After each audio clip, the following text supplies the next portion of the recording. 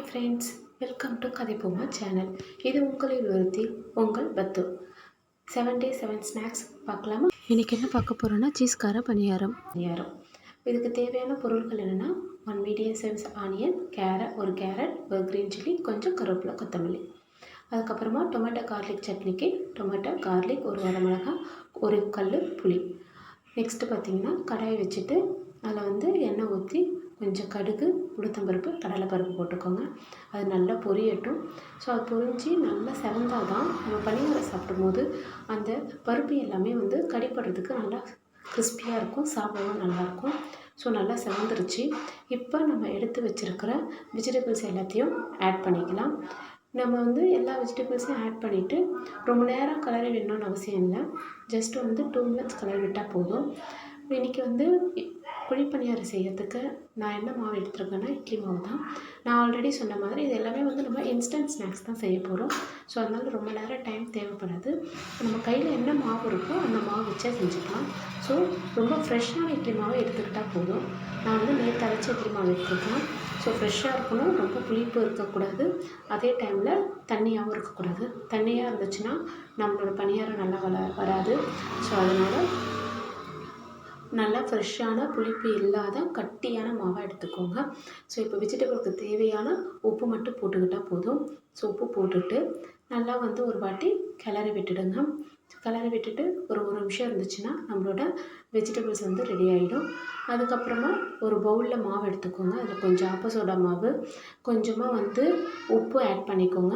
மாவுக்கு மட்டும் ஆல்ரெடி வெஜிடபிள்ஸ்க்கு உப்பு ஆட் பண்ணியாச்சு, அதனால் மாவுக்கு மட்டும் உப்பு ஆட் பண்ணிக்கோங்க. தண்ணி எதுவும் ஊற்ற வேணாம்.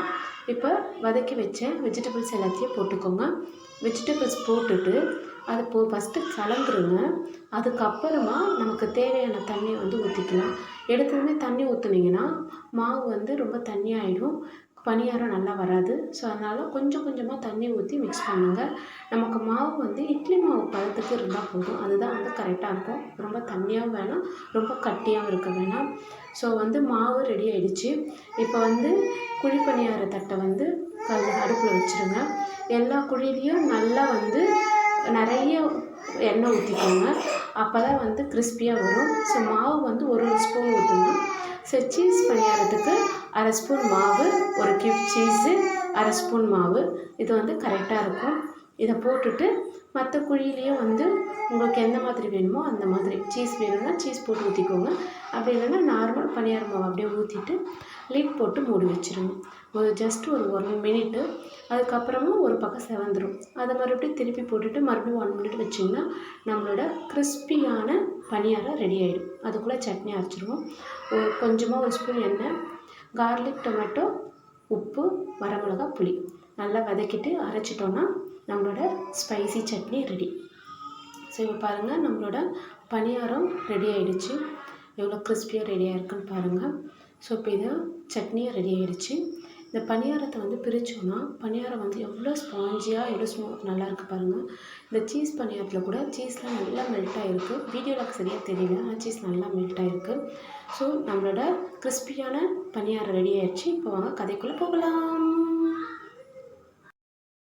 இன்றைக்கி நாம் என்ன கதை பார்க்க போகிறோம் அப்படின்னா, லாஸ்ட் வீடியோவில் பார்த்த my dad is my super hero part 2 தான் பார்க்க போகிறோம்.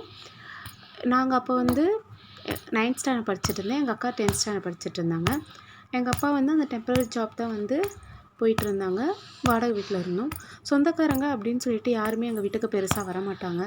ஏன்னா எங்கள் எல்லா இடத்துலையும் இருக்க மாதிரி தான், பணம் இருந்தால் தான் யாராக இருந்தாலும் வருவாங்க. ஸோ காசு பணம் நம்ம கையில் இல்லை அப்படின்னாலே யாருமே நம்மக்கிட்ட வரமாட்டோம். நாங்களும் அதை எப்போவுமே பெருசாக எடுத்துக்கிட்டதே கிடையாது. நம்ம அதாவது அவங்களோட விருப்பம். ஸோ அதனால் நாங்கள் அது பெருசாக எப்போவுமே எடுத்துக்கிட்டதே கிடையாது. ஸோ ஒரு நாள் எப்பவுமே இல்லாமல் எங்களோட தாத்தா, எங்கள் அப்பாவோட மாமா ஒருத்தர் வந்தார். அவர் இது வரைக்கும் எங்கள் வீட்டுக்கு வந்ததே கிடையாது, ஃபஸ்ட் டைம் வந்தார்.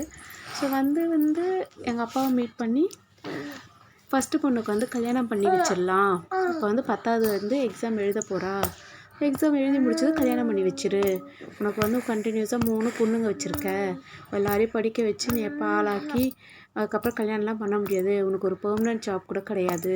ஸோ அதனால் நீ கல்யாணம் பண்ணி வச்சிரு அப்படின்னு சொல்லிட்டு சொன்னார். எங்கள் அப்பா வந்து ரொம்ப சைலண்ட், ரொம்ப சாஃப்ட், யார்கிட்டையும் கோவமாக கூட பேச மாட்டார். அப்படி இருக்கிறவர் வந்து அப்படி ஒரு வார்த்தை சொன்னதாக அவருக்கு ரொம்ப கோவம் வந்துடுச்சு. இனிமேட்டு வந்து இந்த பேச்சு எடுத்துகிட்டு எங்கள் வீட்டுக்கு வராதிங்க அப்படின்னு சொல்லிட்டு டைரெக்டாகவே சொல்லிட்டாரு. நான் கஷ்டப்படுறேன், கடை வாங்குறேன், அதெல்லாம் எனக்கு பிரச்சனை கிடையாது. என் பொண்ணுங்களை நல்லா படிக்க வைக்கணும், அவங்கள நான் எவ்வளோ படிக்கணும்னு ஆசைப்பட்றாங்களோ என் சக்திக்கு மீறினாலும் பரவாயில்ல, நான் அவங்கள படிக்க வைப்பேன். அவங்க நல்லா படித்து நல்ல வேலைக்கு போய் அவங்க சொந்த காலில் நிற்கணும். அதுக்கப்புறமா தான் வந்து கல்யாணம் அப்படின்ற ஒரு விஷயத்தையே வந்து நாங்கள் யோசிப்போம் அப்படின்னு சொல்லிட்டு டைரெக்டாகவே சொல்லிட்டாரு. அந்த விஷயத்தை கேட்கும்போது உண்மையிலே வந்து எனக்கு ரொம்ப சந்தோஷமாக இருந்துச்சு. ஏன்னா இவ்வளோ பொன் குழந்தைங்கள வந்து பாரமாக நினைக்கிற நேரம் அது. எல்லாருமே வந்து எவ்வளோ சீக்கிரம் கல்யாணம் பண்ணி அவங்க கடமையை முடிக்கணுமோ அப்படி தான் யோசிப்பாங்க. ஆனால் வந்து பெருசாக வேலை இல்லை, சொந்த வீடு இல்லை, 3 பொன் குழந்தைங்க அப்படி இருக்க சூழ்நிலையிலையும் எதையுமே யோசிக்காமல் என் பொண்ணுங்க படித்து சொந்த காலில் நிற்கணும், அவங்களுக்கு நான் சேர்த்து வைக்கிற சொத்து அதுதான் அப்படின்னு சொல்லிட்டு ரொம்ப ஸ்ட்ராங்காக அந்த பாயிண்டில் நின்னார். எங்கள் அம்மாவும் அதுக்கு ரொம்ப சப்போர்ட்டிவாக ஸ்ட்ராங்காக நின்னாங்க. ஸோ அதை பார்க்கும்போது எங்களுக்கு அவ்வளோ சந்தோஷமாக இருந்துச்சு. இப்படி ஒரு அப்பா அம்மா எங்களுக்கு கொடுத்ததுக்கு அந்த கடவுளுக்கு தான் நாங்கள் நன்றி சொல்லணும். ஸோ இதே மாதிரி உங்கள் அப்பாவுக்கும் உங்களுக்கும் ஏதாவது இன்ட்ரெஸ்டிங்கான ஸ்டோரி இருந்துச்சுன்னா அதை கமெண்ட்டில் சொல்லுங்கள். ஸோ இந்த வீடியோ உங்களுக்கு பிடிச்சிருக்குன்னு நினைக்கிறேன். லைக் பண்ணுங்கள், ஷேர் பண்ணுங்கள், சப்ஸ்கிரைப் பண்ணுங்கள். நெக்ஸ்ட்டு வீடியோவில் நெக்ஸ்ட்டு ஒரு ஸ்நாக்ஸோட இதே மாதிரி ஒரு இன்ட்ரெஸ்டிங்கான ஸ்டோரியோட மீட் பண்ணுறேன். So thank you and bye bye.